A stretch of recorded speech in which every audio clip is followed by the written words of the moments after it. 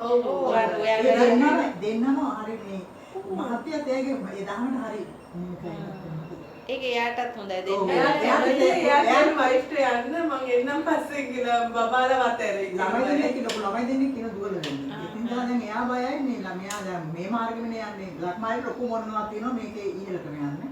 අර එයා ටිකක් මේ පසුබානවා මමත් ඒ තත්ත්වෙට ගියොත් ළමයි දෙන්න මොකද වෙන්නේ කියලා. එහෙම හිකුත් නැහැ. ඒක ඉවර තේරුම් ගන්න බෑ. ඒක බහමට ඉන්නේ. අහනවා එයා. ළමයි ඔය ඉඳපු දෙයක් කියලා පුවල තේරුම්. ළමයි ඉතින් මේ අර ඒ කතන්දරේ තේරෙන්නේ නැහැ නේ කොච්චර කිව්වත් කට්ටියට ඒක මේ මෙතන විතරයිනේ අතහරින්නේ කියන එකනේ. එතන අතහැරියම ඇත්තටම අරවා නියම විදියට කරන්න පුළුවන් කියන එක තේරෙන්නේ නැහැ ඉතින්. බයක් තියෙනවනේ අපරාධයක. ඒව කරන ගමන් කරන විදිය තමයි කියලා දුන්නේ බුදුහාමුදුරුවෝ ඇත්තටම නේද? ඒව අන්තවාදී වෙලා තවත් සසරක් හදාගන්නේ නැතුව කරන විදිය තමයි කියලා දුන්නේ ඇත්තටම. දැන් බලන්න බුදුහාමුදුරුවන්ට රාහුල කුමාරයා හිටියා. රාහුල කුමාරයා නිසි වෙලාවෙදී අවුරුදු 5 අතෙත් එල්ලිලා ගියා එතෙන්ට නේද? ගිහිල්ලා ඊට පස්සේ එයා ගියේ කොහෙද? එයා මොකද මේ වල් වැදුනද නේ? ඉගෙනීම කඩාකප්පල් වුණා මොකක් හරි එහෙම කිව්වද නේද? බුදුහාමුදුරුවෝ කිව්වේ නෑ ඉගෙනගෙන වරෙන් කියලා කිව්වෙත් නෑනේ. නේ? ඇයි අවුරුදු 7 ගියේනේ මොන්ටිසෝරි ගියා විතරයි වගේ නේද? ඉතින් එයාට ඉගෙනගෙන ඔයා ලොකු වෙලා වයස තාම ඔයාට හරි නෑ. තාම ඔයාගේ වයස මදිනේ කියලා කිව්වේ නැහැනේ නේද? අපිට මේ ඒව තමයි අපිට ආදර්ශයට ගන්න තියෙන්නේ. ඊයා ගිහිල්ලා ඒකේ ලස්සනට වැඩ කොටස පිළිවෙලට කරගෙන ගිහිල්ලා නේද? බුදුහාමුදුරු ඉගෙනුව මොකද? බොරු කියන අය හිස් භාජනයක් වගේ කිව්වා. මේ විශ්වවිද්‍යාලවල ඒව කියලා දුන්නේ. හැදුවේ මොකක්ද? ආධ්‍යාත්මය නේද? එයාගේ හැදුවේ. ඉතින් බලන්නේ අපි යන්නේ ඒවයි බලන්න ඕනේ. අපි මොකද්ද මේ ළමයි අල්ලගෙන කියලා මේ නිකන් බොරුවක් කරන්නේ. ළමයි අල්ලගෙන නැහැ ඇත්තටම. ඉතින් ඒක කොච්චර කිව්වත් තේරෙන්නේ නැහැ. අර හිත ගවේෂණය කරොත් තමයි තේරෙන්නේ ළමයි අපි අල්ලගෙන නැහැ. අපි හිතේ රූපේ අල්ලන් ඉන්නේ. ඒකටයි අපි මේ වටින. ඒක තේරෙන්නේ හැබැයි කතන්දරේ ගිය කෙනාට විතරයි. නැත්තම් අර හිතෙන් පෙන්නනව ළමයි අල්ලන් ඉන්නවා කියලා. අපි ඒක තුලම තමයි මැරෙන්නෙත් අපි. ඒ දෘෂ්ටිය තුලමනේ මැරෙන්නේ. ඒකනේ ආයෙත් ඉපදෙන්නේ. නැත්තම් අපි ළමයි අල්ලලා නැහැ. එහෙම ළමයි අල්ලලා නැහැ. අපි ළමයිගේ වැඩ උනේ අපිට අපි ළමයිගේ වැඩ කරා සසරකුත් හද අපිට දැන් බුදුහාමුදුරුවෝ කියලා දුන්නා ළමයිගේ වැඩ කරන්න සසරක් හදා නොගෙන. ඒකනේ කිව්වේ නේද? එතකොට සසරක් හැදෙන්නේ මෙතන අල්ලගත්තොත්. ළමයා හැදුව නිසා නෙමෙයි. මොකද ළමයා කොහොමත් එයාගේ කර්ම ශක්තිය අනුව එයාට වෙන්න ඕනේව වෙනවා. තමන්ගෙන් වෙන්න තියෙන දේවල් වුණත් එයාගේ කර්ම ශක්තිය අනුව ඒවා ඉබේම වෙනවා. ඉබේ වෙනවා කියන්නේ ඒවා වෙනවා. එහෙම නොවේ අරින්නේ නැහැ. ඉතින් එතෙන්ට රැඳෙන්න හොඳ නෑ අපරාධ. එතන රැඳෙන්න. මාතෘකාවේ අරගෙන කියලා අපි ටිකක් දාගෙන දාගත්ත ටිකක් තියෙනවා. ඊට පස්සේ අපි ඊපස්සේ මොකද අපිට එහෙම ආවත් අපිට ගෙදරින් කියන්නේ අම්ම කෙනෙක් මේ මවසේ හදන්නේ ළමින්දාම යනවාද. එහෙම අපිට ඉස්සෙල්ලා දැන් අපි හදාගෙන මොකද කියපුවා මම යනවා තමයි කියලා එනවනේ. ඉස්සෙල්ලා මගේ හිත නතර වෙනවා ඇත්තටම මම ළමින්දාම මෙහෙම අනේක වැඩි මෙහෙම දේශනා අනන්නේ මම එහෙම කියලා මගේ හිතෙනුත් ගමනවලක් කරන්න කියනවා. ඒ ළමින්දාම හැදෙන්න තමයි ළමයි කරගන්න දෙයක එන දේ වෙච්චා කියලා මම එනවා ඊට පස්සේ දැන් මෙහෙමනේ දැන් ළමයාව එතන දැන් ඔයාලා දැන් අපි හිතමු ළමයා දාලා එන්න එපා කියලා නෙමෙයි කියන්නේ. හරි ළමයාත් එක්ක ඔයා හිටියත් ඔයා ළමයාත් එක්කම දින්නේ. වැඩට ගියාම කිසි ප්‍රශ්නයක් නැහැ. අවශ්‍ය මම දවස් 3ක් ඉඳලාවත් හරි පුතේ කියලා එනකොට කන්න බොන්නත් බෙදලා දීලා. ඔව්. ඉතින් ඒ වගේ නේද හැමදේම. යකා කරනවා. වැඩට ගියලා කොච්චර ළමයෙක් එක්ක ඉඳලා මොනවද කියන්නේ. සතියක් ඉඳලාවත් වයිට් කියලා මොනවද කියන්නේ වැඩට යන වැඩ එක්සෑම් එකක් කියලා මම එහෙම එනවා. දැන් පාඩම් කරන්න යනවා කියන්නේ. ඒවට හරිය සපෝට් දෙනවා. ඕම් තරම් පුතේ පාඩම් කරනවා. ඇත්තටම ඔයගොල්ලන්ගේ එහෙම ඇතුලෙන් එහෙම රිදෙනවද ළමයි කියලා? මම දන්නේ නැහැ මම අහන්නේ නිසා. එහෙම රිදිල්ලක් තියෙනවද? තියෙනවා නේද? තියෙනවා නේද? එහෙම මේකක් තියෙනවා. දැන් අන්න ඒක තමයි ඔයගොල්ලෝ ගවේෂණය කරලා බලන්න ඕන. මෙතන රිදෙන්නේ මොකටද? මම කරන්න ඕන දේ රිද්ද ගන්නේ නැතුව මට කරන්න ඕන දේ කරන්න බැරිද? කියලා. රිදෙන බව දැකලා ඒක රිදිල්ලක් විදියට දැකලා ඒක සකස් වීමක් විදියට දැකලා දරුවන්ගේ කරන්න තියෙන වැඩ කරන්න බැරිද එහෙම? පුළුවන් නේද? මේක ක්‍රමක්‍රමයෙන් අවබෝධ වෙනකොට මේ සිත අතහැරීම කියන කාරණේ අවබෝධ වෙන්න අර මෙතන රිදෙන එක නතර වෙනවා. හැබැයි දරුවා අතාරින්නේ යාට කරන්න ඕන ටික කෙරෙනවා. ඒවා හොඳට අරිටත් වඩා හොඳට කෙරෙනවා. ඒක නේද වෙන්න ඕන නේද? ලොකුට දුරුදැස යන්නේ ආරෝපේ කරන්න උගන්වන්න කියලා නැහැ කියලා කරන්නේ එහෙම නෑ අවශ්‍ය ලොකුවට නැහැ. යන ක්‍රමයට යයි කියන එකට දැන් අපි අතන බලාපොරොත්තු තියන් හිටියත් වෙන්න තියෙන දේනේ වෙන්නේ ඇත්තටම නේද? ඒකත් තේරුම් යනවනේ Tamanට නේද? දැන් කාට වුණත් නේද? ඔයාගේ දරුවා ගැන බලාපොරොත්තු දැන් අපි හිතමු සපුමල් ගැන ඔයා හිතන දේවල් නෙමෙයිනේ වෙන්නේ සපුමල්ට වෙන්නේ සපුමල්ගේ කර්ම ශක්තිය නේද? දැන් ඒක ඔප්පු වෙනවනේ නේද? ඉතින් එහෙම නම් ඉතින් කොයි දරුවටත් එහෙම තමයි නේද? ඒතර ඔයාගේ දරුවටත් ඒකම තමයි නේද? ඔයාට වෙන දෙයක් තමයි ඔයාගේ දරුවටත් එන්නේ. එයාගේ කර්ම ශක්තිය නනුව එයාගේ ඒක ගොඩ නැගිලා යන්නේ. අර එයාගේ කර්ම ශක්තියෙම තමයි අර අවට ඉන්න අයගේ උදව්තුත් එයාට ලැබෙන්නේ. ලැබීම හෝ නොලැබීම. එයාගේ කර්ම ශක්තිය අනුව සිද්ධ වෙන දේවල්. නැත්නම් ඔයාලා කරනවා නෙමෙයි ඒක. එහෙම කෙරෙන ස්වභාවයක් එයාගේ කර්ම ශක්තිය තුල තියෙනවා. දැන් සමහර අම්මල තාත්තලා එහෙම දරුවා එහෙම නොසලකා හරින ඒවලුත් තියෙනවා නේද? සමහර වෙයි එයාගේ කර්ම ශක්තිය. කරන එකත් කර්ම ශක්තිය, නොකරන එකත් කර්ම ශක්තිය. ඉතින් හැබැයි ඒව මොන දේ කරත් අර අවබෝධය තුල තමයි මේ කියන දේවල් වලට මුහුණ දෙන්න පුළුවන් වෙන්නේ. අරක අතන ඉඳගෙන බෑ අනවබෝධයෙන් කර මේක මේ කියන්නේ සිත අවබෝධ කරගන්න නැතුව තමන්ගේ අරක කරන්න මේ කොච්චර කිව්වත් ඒක අර මධ්‍යස්තව කරන්න උපේක්ෂාවෙන් කරන්න ඉඩ දෙන්නේ නැහැ මෙයානේ සිත.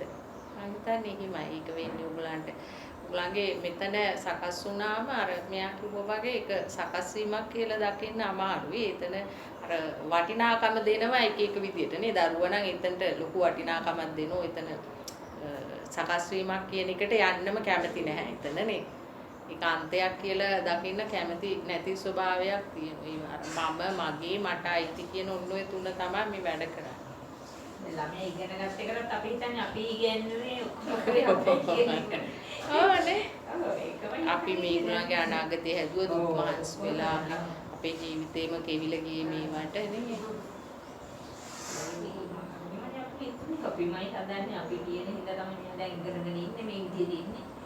දැන් තමයි තේරෙන්නේ අපි නෙමෙයි යාගේ යාගෙන අපේ තමයි යා කරගෙන යන්නේ කියන්නේ. ඒවට ඕගොල්ලෝ අර දැන් කර්මානුරූපවනේ එහෙම එකතු වෙන්නේ දැන් අම්මා තාත්තා ඉන්නේ දරුවෝ එහෙම කියලා එහෙම මේ එකක් හැදෙන්නේ කර්මානුරූපවනේනේ.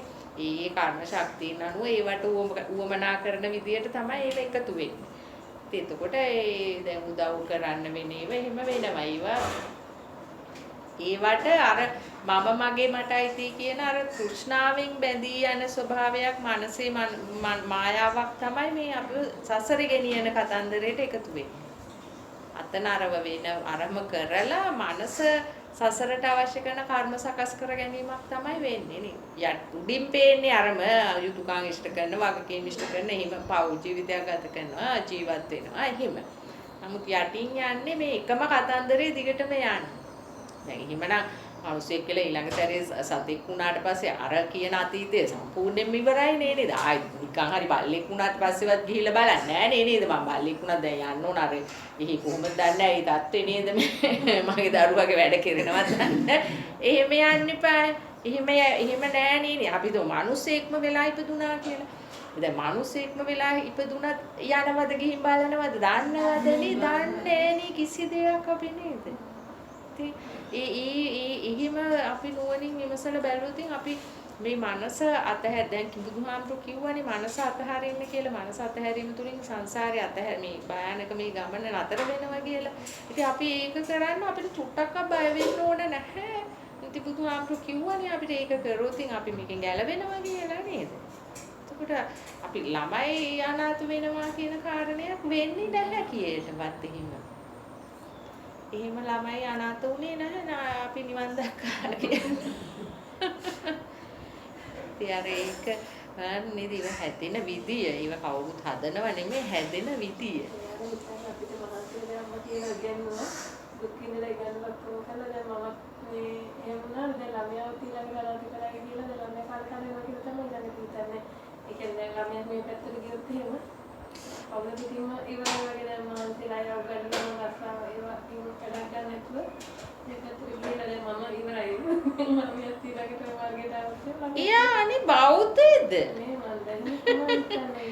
ආපෝ බෞද්ධයෝ තමයි ඔහොම හිතන්නේම නේ. දැන් උරුගුරත් ඉවරයි වගේ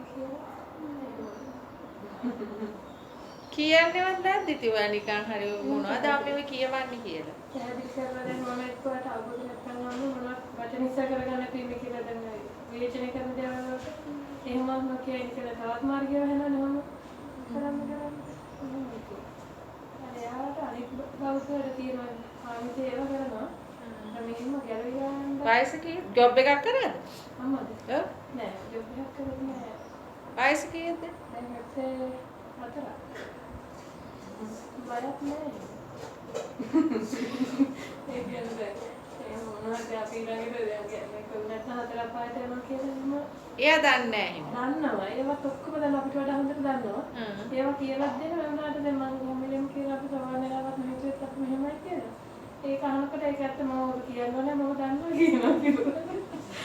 අර අපි කියලා යනකොට එහෙම කැමති නැහැ. ළමයා පුළුවන් තරම් අම්මා ගැලවිලා යනවට කැමති නැහැ. අනවබෝධය ඉතින් නේද ප්‍රඥාව නැතිකම ඉතින් ඇත්තටම ඒවා හදන්න බෑ ඉතින්. සමහර විට තේොම ගිහිල්ලා ඒක ලොකු වෙනසක් තියෙනවා මේ ඉස්සෙල්ලා තරම්ම දරුණු නැහැ. තාම කියලා විදිහට මට එන්නත් නැති නිසා කියලා නැති කියලා මට දැන් දවසම ඉන්නේ එහෙම නිසා. ඒකට දැන් අර ටික ටික වෙනසක් දැනෙනවා මම කියලා කියනවා අන්න එහෙම ඉඳලා හිටලා ඉල්ලනවා තීරණයක් කරලා ඊළඟ දේශනාවක් කරේ. අහන්න ඉල්ලනවා. අර හොද්දට බණින එකක් දෙන්න එතකොට. ඔව් එහෙම ලොකු වෙනසක් තියෙනවා. සමහරවිට ඉතින් කියන්නේ එහෙම වෙලා ඔව් ඉතින් මේ එක එක්කෙනාගේ ඉතින් වෙලාවල් එන විදිය, මතුවෙන විදිය වෙනස් ඉතින්. එක එක පැතිවලින් එන්න පුළුවන් ඉතින්. ඒක මේකම ක්‍රමයකට අපිට කියන්න බෑ. මෙයාට කියලා දෙනවා. දැන් මම අහගෙන ඊතරේ එහෙම අක්කත් එහෙමත් කියලා දෙනවා. මේ අපි හැමදාම කරන ඒවා කර කර ඉඳලා හරියන්නේ මේ බෝධි පූජා කියලා වගේම ඒවෙන් ගැලවෙන්න බෑ. මෙහෙම ඉතල අපිට ඕනේ එහෙම කරන්න කියලා කියන්නේ. එයා යනවා ඇති. එයා පොඩ්ඩක් එහෙම කියනවා. එයාට තේරෙන්නත් නැහැ. එයාම එහෙම දැන් අනිත් පැත්තෙන් පැහැදිලි කරලා එහෙම දෙනවා. එයා ඒක බලන්නේ නැහැ. එයාට දැන් ටිකක් ඉංගියක් වගේ තියෙනවා. කරලා වැඩක් නැහැ කියලා දන්නවා අරව හැබැයි. මේක කරන්නේ. මේකෙන් කියලා ගන්න. එහෙමත් තියෙනවා දැන් දෙක තුනකින් නම් ටිකක් වෙනසක් තියෙනවා. බලනවා දැන් මම ටික ටික අවස්ථාව හදලා දෙනවා අහන්න එයාට. පොඩ්ඩක් හරි මේක මාර්ගයවත් පොඩ්ඩක් තේරුම් ගත්තොත් ඒක මට මේක මේ මහා විශාලෙට හිතන්න ඕන එකක් නෙමෙයි. මම මේ ආපහුත් කියන්නේ ඒකයි. මේ මහා විශාලෙට හිතන්න ගියොත් මේක හොයාගන්න බැරි වෙනවා. මේක හරි සියුම් වැඩක් නේ. මේ සිත කියන ස්වභාවය හරිම සියුම්. මේක ඒක ඕනවට වඩා මේ දැනුම වදාගෙන හොයන්න ගියේ හිත බලන්න හිම කරන්න බෑ මේක. හරි පරිස්සමට මේ සිතේ ස්වභාවයන් හඳුනා ගැනීමක් නේ අපි කරන්න යන්නේ. සිතේ මනසේ ස්වභාවයන් හඳුනා ගන්න අපි උත්සාහ කරන්නේ. ඒ අවබෝධ කරගන්න. එතකොට අපි මනස අර මේ ඍණාත්මක පැත්තට යන විදිය. ඍණාත්මක පැත්ත කියන්නේ දුකක් උපදින පැත්තට යන විදිය. ඒක තමයි අපිට ගවේෂණය කරන්න තියෙන්නේ. ඒ ගවේෂණය තුලින් තමයි අපි අවබෝධ කරගන්න ඕන මේක මෙහිම මේක සකස් වෙන්නෙම මෙන්න මේ විදියට තමයි කියන එක. ඒ කියන්නේ ඒක තමන්ම දකින්න ඕන දෙයක්. තමුන්ගේ සිතේ දැන් අරමුණක් එක්ක සිත ගලාගෙන යන විදිය. ඒ ගලාගෙන යාම තුලින් ටිකෙන් ටික අර දුක කියන එකක් හිමින් මේකේ මේ ස්මතු වෙන හැටි. පීඩාකාරී ස්වභාවයක් අර දැඩි ස්වභාවයකට යන ස්වභාවයක් අර කලකිරෙන වගේ හිම ස්වභාවයක් එහෙම හැදෙන හැටි තමයි මේක අවබෝධ කරගන්න තියෙන්නේ අපිට තේරුම් ගන්න තියෙන්නේ. ඒක සකස් වීමක්ම තමා කියන එක. ඒ සිතුවිල්ල තුලද මෑණි එකක් වෙන්නේ ඒ වෙන්නේ එහෙමනේ දෙන්නේ. දැන් සිත සකස් වෙන විදිය බලන්න තාම උගලන්ට එහෙම පැහැදිලිව පේන්නේ නැහැ. නමුත් ඒක දැන් මුලදී එකපාරටම දැඩි දුක එන්නේ නැහැ නේද? ටික වෙලා ගියාම නේද මේ දුක කියන එක ටික වැඩි වෙන්නේ නේ. ඒක තමයි අර සිතේ මානසිකාර කිරීම. ඒ කියන්නේ මේ සිත තුල දිගින් දිගටම ඉඳීම. සිතුවිලි එකින් එක ඇවිල්ලා Tamanට ඒක අර තේරෙන්නේ නැහැ. මොකද තාම ඒක අර අනිත් එක තමුන්ගේ එතනදී අර ඒ අරමුණේ ස්වභාවය අරමුණ අනුව ඒකට සකස් වෙන විදි වෙනස්නේ. එක අරමුණු වලට එතකොට අර හිත නොසන්ද සමහර අරමුණු වලට හිත එහෙම නොසන්සුන් වෙන්නේ නැහැ. ටිකක් පැහැදිලි හිතේ සිතුවිලි හඳුනා ගන්න පුළුවන්. එහෙම. සමහර අරමුණු වලට සම්පූර්ණයෙන්ම අවුල් වෙලා යනවා එතන මෙන්න. හටස් ගාලා දුක කියන එක හැදෙනවා. එහෙම එතකොට අර අතීතයට ගිහිල්ලා අනාගතයට ගිහිල්ලා එහෙම කාල තුනම එකට එකතු කරගෙන එහෙම යන හැටි. ඉතින් ඒවා ලොකුවට Tamanට තේරෙන්නේ නැත්නම් තේරෙන චුට්ට හරි Tamunට දැනෙන දෙයක් තියෙනවනේ මෙතෙන්ට නේද? අන්න ඒ දේ තුල ඒ දැනුණ දේ විතරක් Tamunට තේරුම් ගන්න හරි උත්සාහ කරනවනම් එතනදී මේ අර සකස් වීමක් කියන එක තමයි තහවුරු වෙන්න ඕනේ. එතකොට තමයි අර මම මගේ මට අයිති කියන කෑල්ල කැඩිලා යන්නේ. සකස් වීමක් බව තේරුම් යාම තුලින්. දැඩි දුකක් එනවනේ මේකේ කියලා. අන්න එහෙම බලන්න.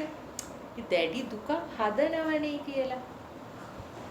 හදනවනේ මෙතන. අන්න එහෙම. ඒ වගේ පොඩි මේ කෑලි දාලා තේරුම් ගන්න උත්සාහ කරන්න එහෙම. දැන් ඔයාට තේරෙනවනේ. ඔයාට තේරෙනවද ඔයාට දුකක් කියන එකක් එනවා හිතේ? දුක කියන එක තේරෙනවද? සකස් වීමක් කියලා තමයි තේරෙන්නේ නැත්තේ නේ. දුක තේරෙනවා දුකේ කියන්නේ අර මේක වැඩිම ඒක තේරෙනවා වැඩි මන්නේ. ඔව්. සකස් වෙන එකත් කියන්නේ සමහර වෙලාවට තේරෙනවා.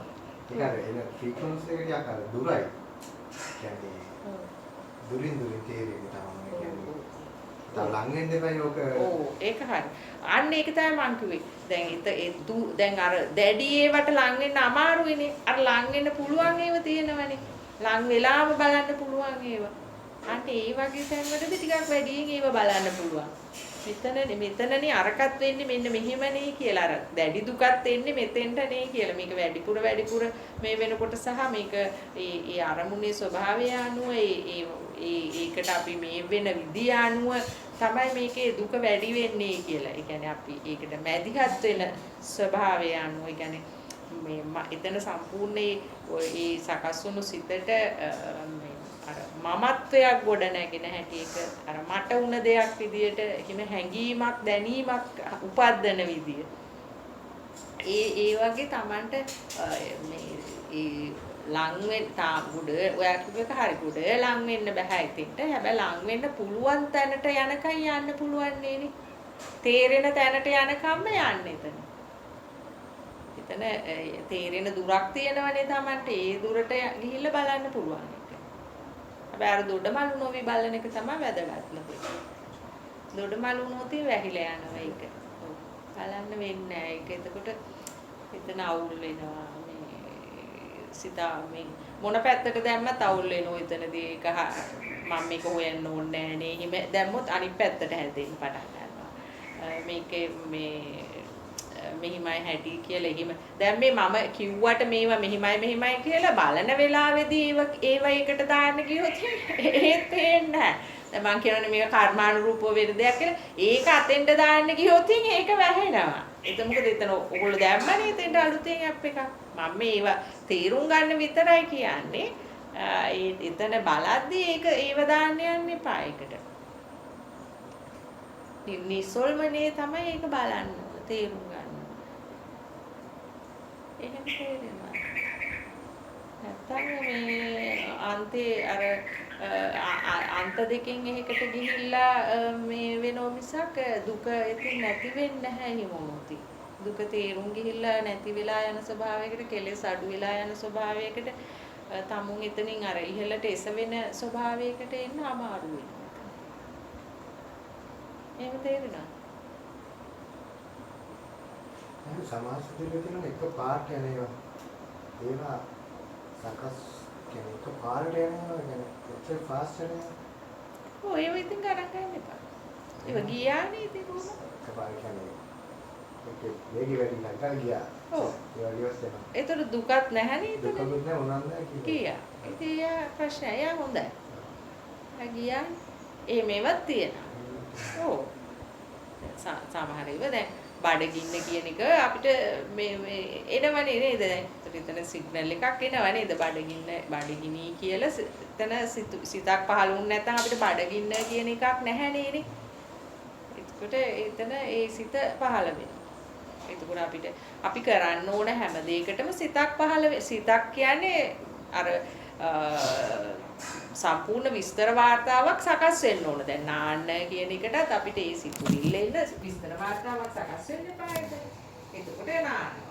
කන්න ඒ සිතත් ඒ එක සානි සිතුවිල්ලක් නෙමෙයිනේ එන්නේ. සිතුවිලි ගොඩකින් ඒක හැදෙන්නේ. දැන් අපිට බඩගිනි කියනකොටම අපිට ඒක ඇවිල්ලා යනවා. අපි දැන් ඒක දැන් ආපස්සට අපි මානසිකාර කරනවා කන්න ඕන කියලා. එතකොට අපිට ඒ කොට නැගෙන්නේ ඊට පස්සේ ආයෙත් අලුතෙන් සිතක් ඒක තුල අර කන්න ඕන කුස්සිය පැත්ත ඒවා ඔක්කොම සකස් වෙනවනේ නේද? එතකොට දැන් ඒ වගේ එතනදී යන්න අර ඇලෙනවද ගැටෙනවද? දැන් උයලා නැත්තම් ගැටීමක් උයලා නම් එහෙම යන එකක් ඊගාට එතනදී එහෙම සකස් වෙනවා. එතන ඇලීමක් හෝ ගැටීමක්. ඊට පස්සේ කන්න ගියාම එතන අලුතෙන් හැදෙනවා එක. එකක් නෙමෙයිනේ මේක දිගින් දිගට හැදෙන එකක් නේ. දිගින් දිගට අර දෙකෙන් එකකට හැදෙනවා. ඒකට තමයි අපි මේ ජීවත් වෙනවා කියලා කියන්නේ. ඉතින් ඌවට තමයි අපි කියන්නේ මේ රණ්ඩු හැමදාම කන්න ගියාම අර ඒ වගේ නේද? එහෙම කියනවනේ අපිනේ කොච්චර ඉව්වත් රස නෑ මේ උන්ට. ඉතින් අර ඒවා අනබයන ජීවත් වෙන්නේ ඕනෝව තුල නේද අපි. ඒත් ඔය ඔක්කොම දේවල් නැති වෙලා යනවා අපි අර එහෙම හැදෙන බව දකිනකොට.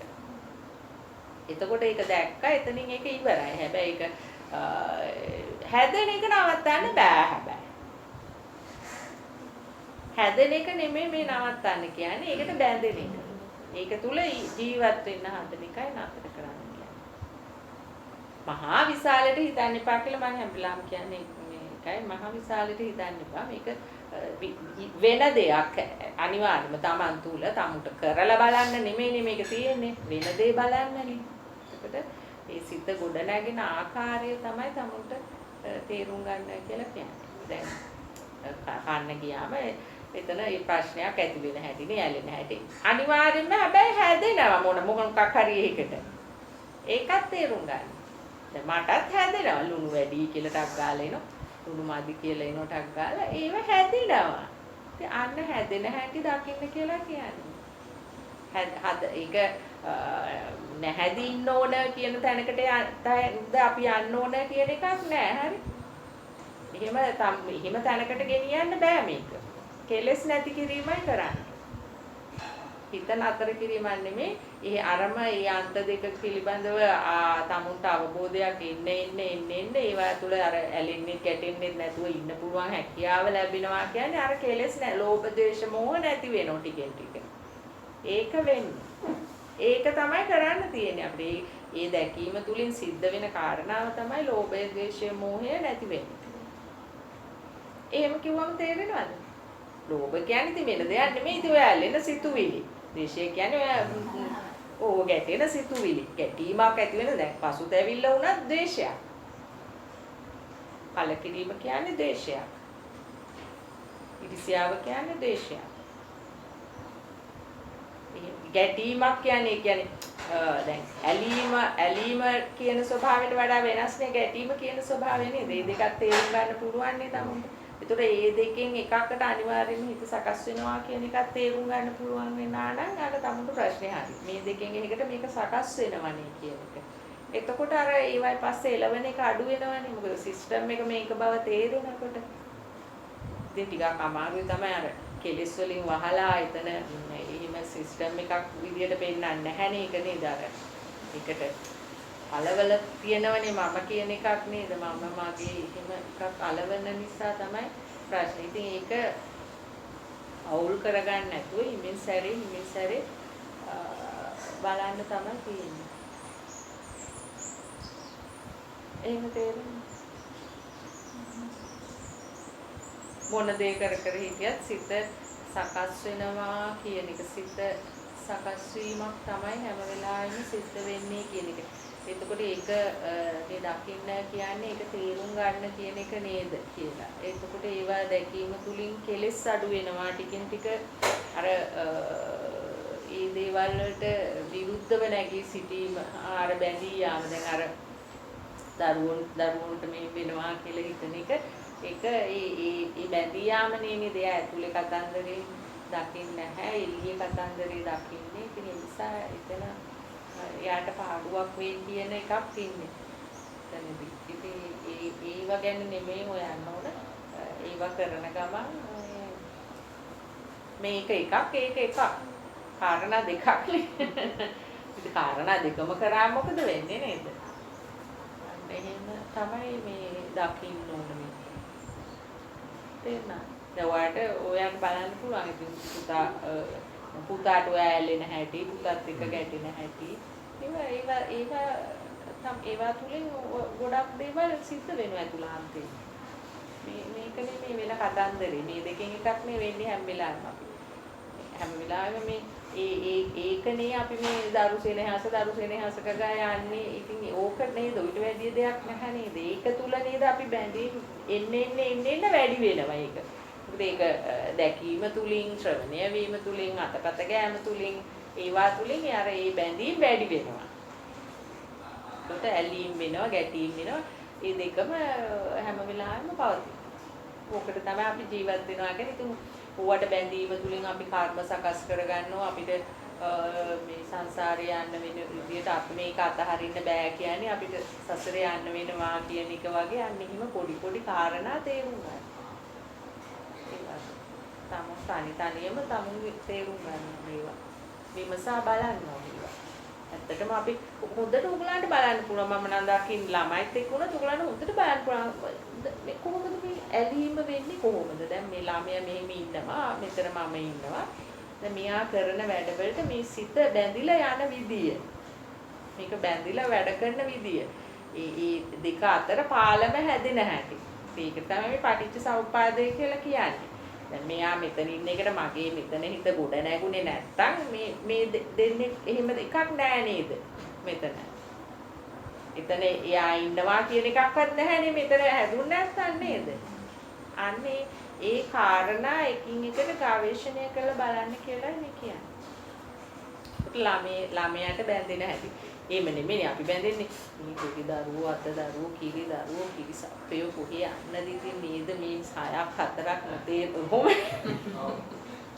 මේවා ඉතින් මං හදන්න එපා තව කොච්චර කාලයක් මේවා හදන්නද දුව දෙයක් දන්නේ නැහැනේ උන්නෝමනේ අර භද්‍රරාග උන්නෝම මේවා ඉතින් අපි හදන්න ඕනේ ඒවනේ අන්න එහෙමනේ යන්නේ ඉතින් එහෙම අර බන්ධනයන් වැඩි වෙනවා අර මෝහය පැත්තට අන්න බලන්න නේද අනවබෝධය පැත්ත ඕගොල්ලෝ එහෙමනේ ඔය දැන් ඔය කතා කියන්න පටන් ගත්තේ එහෙම නේද මේ බැඳීම ඇති වෙන්නේ ඊළඟ අපි ගවේෂණයක් මේ කරන්නේ විද්‍යාව පහල කරගන්න නේ යන්නේ ඉතින් ඔයාලා බලන්න ඕනේ එහෙම ගවේෂණයක් කරන්න ඕනේ හැම වෙලාවෙම ළමයාට කොහෙන්ද මෙහෙම බැඳීමක් යන්නේ වයිෆ්ට කොහෙන්ද මෙහෙම බැඳීමක් එන්නේ මෙහෙම ඇලීමක් ගැටීමක් කොහොමද මේ සකස් වෙන්නේ මේ පහ හරහා ඇවිල්ලා ඒව බලන්න බුද්ධ දර්ශනය කියන්නේ ඒක දැක්ම අපි හරි දැක්මක් ඇති කරගන්න ඕන මේ සිස්ටම් එක ගැන අවබෝධය එහෙම කරන්න ඕනේ ඒකයි නැතුව මේ අනේ ඉතින් මට මෙහෙම වුණානේ දැන් මේවා මම මේක ඉතින් කොහොම හරි විඳ දරා ගන්න ඕන. එහෙම ඒක ඉතින් දර්ශනයක් නෙමෙයි. අතන මෙතන විද්‍යාව නෑ නේද? එයාත් එහෙම මේ වෙන්න ඕන. මෙයා කැමති එහෙම අර ඒකනේ මෙයා හරි කැමති ආගම් වලට. එයා දර්ශනයට කැමති නෑ. එයා කැමති ආගම් වලට. මොකද දන්නවද? අර මේ කොහෙට හරි හේතු වෙලා හිටියොත් තමයි මෙයාට සසර යන්න පුළුවන් වෙන්නේ. මොකක් හරි දෘෂ්ටියක් අල්ලන් හිටියොත්. ඒකට තමයි එයා හැම වෙලාවෙම උත්සාහ කරන්නේ. එතනින් තමයි අපි මේ අයින් කරගන්න ඕනේ මේ මනස. එහෙම තේරුම් ගන්න ඕනේ. ඉතින් අර එකපාරටම ඔක්කොම එකපාරට අවබෝධ වෙන්නේ නැහැ. ටිකෙන් ටික තමයි තේරුම් යන්නේ තමුන්ට සිතේ ස්වභාවය. කලබල වෙන්නේ නැතුව. අකුසලයට යන්නේ නැතුව. අදක්ෂ වැඩවලට යන්නේ නැතුව ඉන්න තමයි මෙතන මේ වැදගත්ම කාරණේ. කුසලයකට අදක්ෂ වැඩවලට වචනය පාවිච්චි වෙනවද බලන්න ඕන. අපි ක්‍රියාත්මක කායිකව ඒ සිතින් හදලා දෙන ලෝකවල හදන්න යනවද කියලා බලන්න ඕන. ඒ වගේ දැන් මේ ලෝභය, ද්වේෂය, මෝහය නැත්තම් ඇත්තටම මේ කිසි දෙයක් නැහැ. ඉතින් මේවා නිකන් ඔහේ තියලා තියෙන මේවා නිකම්ම අර පිළිමයක් වගේ තමයි. ඉතින් අපිට ඉස්සරේව එහෙම තේරුන්නේ නැහැ. ඉතින් හොඳටම අර මේක සම්පූර්ණයෙන්ම මේකට මේ ඔක්කොම දේවල් කරන්නේ මේ ලෝභයයි, ද්වේෂයයි, මෝහයයි. ඒ තුන එකතුනේ නැත්තම් මේකේ මොකුත් කරන්නේ නැහැ. මේවා නිකම්ම මේ පිළිම විතරයි. ක්‍රියාශීලී වෙලා තියෙන්නේ ක්‍රියාශීලී වෙන්නේ ඒව නිසා. නැත්තම් මේ කයට මොකුත් එහෙම නැහැ. මේ සිත නැත්තම් කය ඉතින් හිතා ගන්නත් බෑ ඔහේ තියෙන්නේ. හැබැයි ඉතින් එහෙම තියෙන්නේ නැහැ. එහෙම තියෙන්නේ රහත් උනොත් තමයි. එතකොට මෙතනින් ඉවරයි ඒක. දැන් මේක දෙකයි තියෙන්නේ. එක්ක සසර එක්ක නිවන. සසරේ නිවනේ දෙකේම ඉන්න බෑ. දැන් කැමති වුණාට අපි දෙකේම කොහොම හරි try කර ඉන්න පුළුවන්. එහෙම ඉන්න එකක් නෙමෙයි අපිට එහෙම අදහසක් තියෙන. එහෙම ඉන්න වෙන්නේ නැහැ. එක්ක සසර එක්ක නිවන. දෙකේම ඉන්න බෑ. මොකද මේ මාගේ වැරද්දක් නෙමෙයි ඒක ඉතින් මන් නෙමෙයි කියන්නේ. ඒක තමයි මේකේ යථාර්ථය. ඒකයි මිනිස්සු මේ ඒකයි මමත් බැලුවේ මේක නිවන් දැක්කම ඉතින් ඒක ඉවරම ඉවරයිනේ කියලා. හැබැයි එතනදී බින්දු මාත්‍රයක්වත් මේ අර පැත්තට නැඹුරු වීමක් වෙන්නේ නැහැ. මේ උත්තරීතර ස්වභාවය තුල අරක සම්පූර්ණයෙන්ම වැහිලා යනවා අර කතන්දරේ. ඉතින් එතන මේ කොහොමද මේ මිනිස්සු ඉන්නේ කියන එකක් වගේ තමයි හිතෙන්නේ. අම්මෝ මේගොල්ලෝ කොහොම ඉන්නවද මන් දන්නේ නැහැ මෙතන කියලා. ඒ තරමට ඒක නැත්නම් දැන් උතන ඉන්න එක්කෙනාට හිතෙනවා මේ යකා කොහොම ඉන්නවද මන් නේද? මේ හිතන කොහේම ඉන්නවද මන් දන්නේ නැහැ. මෝ මැටි පිළිම වගේ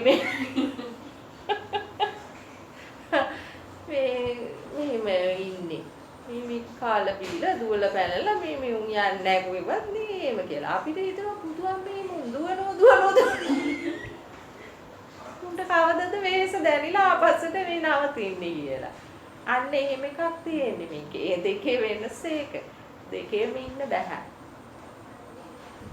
තමුන් දැනගන්න. හැබැයි මේකේ අර පළවෙනි පියවර කඩාගෙන කොහොම හරි ඇතුළට ආවට පස්සේ එයා දන්නෝ මේ අරකනම් දුර තවද කළම වහන්න. බලන්න කැමති නෑ. වහන්න ඕන ආයෙත් අරගන්නවා. ආයෙත් නම් අරින්නේ නෑ කීයටවත් කියලා. අන්න ඒකයි මේකේ තියෙන මේ වික. අරුන් හිතනවා ඕකට යන්න. ඕක වහලා දානවා. අපිට මේ කරන්න වැඩ ගොඩාක් තියෙනවා මේ. දොර නම් අරින්නේ නැහැ කියලා එහෙ බය වෙලා එහෙම නේද? අන්න ඒ වගේ එකක් තියෙන්නේ මේක. ඉතින් ඒකෙන් ඔයගලන්ට තේරෙනවනේ දැන් මෙයා මේ කියන විදියෙන් මේ අපි මෝඩයි තාම නේද?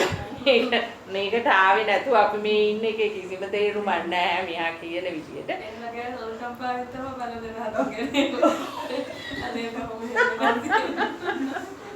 අපිට කියනවා දැන් නිකන් සාමාන්‍ය විදිය බලන්න පව් කියේ. ඕ ඇත්තටම ඕ. ස්පෙල්ලේ නිවනන් තෝනේ ඒත් ඉතින් කියලා එහෙම කකපලක් මෙහෙ කකපලක් ඉතින් යන එන්න ඕන තිබුණට ඒත් ඉතින් කියලා. ඔව්. ආයෙත් පැත්තටම තමයි දිලා යන්නේ නේද බලන්න. අර එහෙම ඉන්නේ දැක්කම පව් වගේ අස්කම්පාවෙන් කතා කරන්නේ. කොහොමද හැමදේම අයියලා වගේ. උන් ලෝකෙම නැතුවනේ කොහොම හිතාදාන් ඉන්නවද? ඒක නතර වීම වගේ. උන්ගේ කර්මේ තමයි ඒකත් තියෙන්නේ. ඒ කියන්නේ මේගොල්ලන්ට වාසනාව නැහැ මේවා සතුට විඳින්න, මේ මුක්ති විඳින්න මේ දේවල් අපරාධේ ඉන්න. හැබැයි ඉස්සර මටත් ඔය කැලේ යන්නේ උන් ගැන නම් මේ විමුන්ට මේ පිස්සු කාලා බීලා මේ ඉන්න බැරුව නිකන් කැලේ වැදිලා ඉන්නවා එහෙම කියලා. ඒ දවස්වල මම හිතුවා මොකද මම දන්නවා ඒ උන් rahat වෙලා නැහැ කියලා. ඒ උනාට මේකේ ඇත්තටම ඒ වෙනස ඒ මොකද ඒක දැන් මම ඔතනයි මෙතනයි දෙකම අත්දැක්ක නිසා මම දන්නවා උතන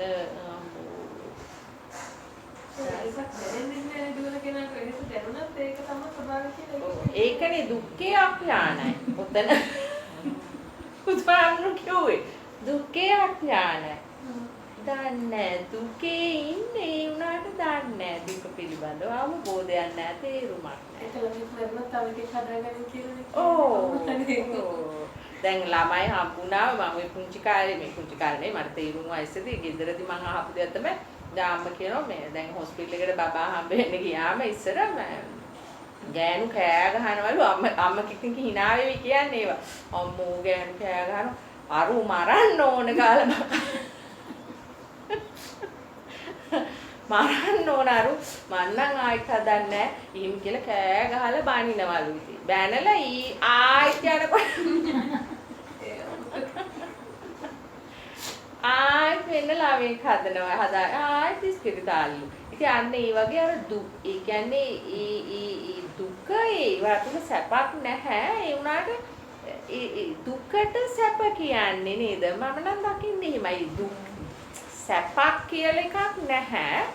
දුකම තුලමයි ඒ සැපක් දුකේ උච්චතම අවස්ථාවටද මම දන්නේ සැපයි කියන්නේ. එහෙම බලන්න විද්‍යාත්මකව බලන්න. නිකන් බලන්න. දෙයක් දුකේ උච්චතම අවස්ථාවට නේද උගල සැපයි කියන්නේ නේද? උගල මොන දේද මම බලන්න උගල මේ සතුටක් කියන එකක් උගල ඇත්තටම ලැබෙනවද? ඒ අකුරු තුන උඩ සාතුට ඒ වචන තුන ඔයාලා ජීවිතේ ලැබපු දේවල් එක බලනකොට එහෙම තියනවාද එකක්? එහෙම නැහැ නේද? මම දකින්නේ ඒක නැහැ මම දකින්නේ නැහැ ලෝකයා නෙමෙයි දාලා තියෙන්නේ. අනේ ලෝකයා අල්ලගන්න එපා. මේ මනසින්ම අර මම දකින්නේ මෙතන මේ ලෝභය, ද්වේෂය, මෝහය කියන මේ හෝමෝන තුන තමයි මේක කරන්නේ. දැන් ඒක අර මම දැන් ඒක නැති කළ නිසා මට ඒක තේරෙනවා. ඒ තුනෙන් තමයි මේ ඔක්කොම මේ මනස මේ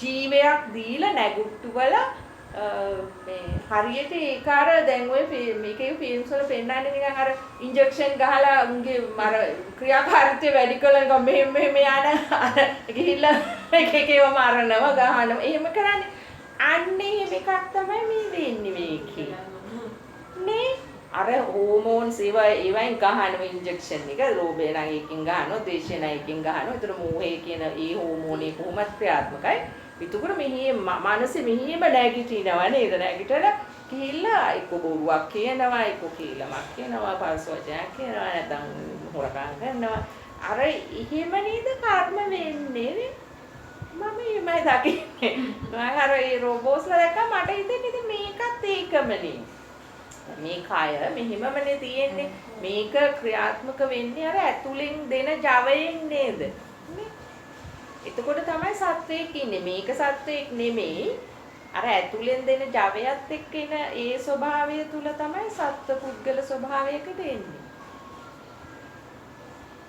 එතකොට මේ මනස දැන් මම දකිනවා දැන් මනසින් හදන ලෝකයටම මනසින්ම හදලා ලෝකයක් මනස සතුටු වෙනවා ඒක දිහා බලන්නේ දැන් ටීවී එකේ අපි කතාවක් හදලා දැන් බලනවනේ ඒතර ඒ කතාව අපි මනසින්නේ හදාගන්නේ දැන් ඒකේ නිකන් රූප ටිකක් යනවා අපිනේ ඒකට රසවත් කරන්නේ ඒක ඇතුලේ නේද ඒතර අපි රසවත් කරලා අපිම බලන් ඉන්නවා ඒක දිහා එහෙමනේ තේරුණාද අන්නේ මේකක් නේද යන්නේ එතකොට අන්න ඒක තමයි අපි මේ ජීවත් වෙනවා කියලා කරන්නේ. ඒකට තමයි රැවටිලා ඉන්නේ. ඒක තමයි අපි දාලා යන්න බෑ කියලා කියන්නේ. එහෙම තේරුණාද? හැම දෙයක්ම එහෙමයි. මානසින්ම හදලා ඒක මේ ඉස්සරහින් තියාගෙන ඊට පස්සේ මෙයා මේක දිහා බල සතුටු වෙනවා, නේ දුක් වෙනවා, අඬනවා, ගලපෙනවා. එහෙම නේද? බාහිරේ නෙමෙයි මේක. ඊට පස්සේ ඉතින් බාහිරේ දැඳ ගන්න ඕන. එතකොට වැඩි ඉතින් තව. ඒක නේද කරන්නේ. දැන් මම කැමති කෙනාට මෙයා කැමති නෑ. නේද? ඒ අය ඉතින් මම හදාගන්න එක වෙනයි, මෙයා හදාගන්න මේ වෑංජනේ වෙනයි. දැන් තේනාට උනත් එහෙමනේ දැන් මම බලන එකට තව කෙනෙක් කැමති. ඔව් අර ටීවී එකට රණ්ඩු වෙන්නේ.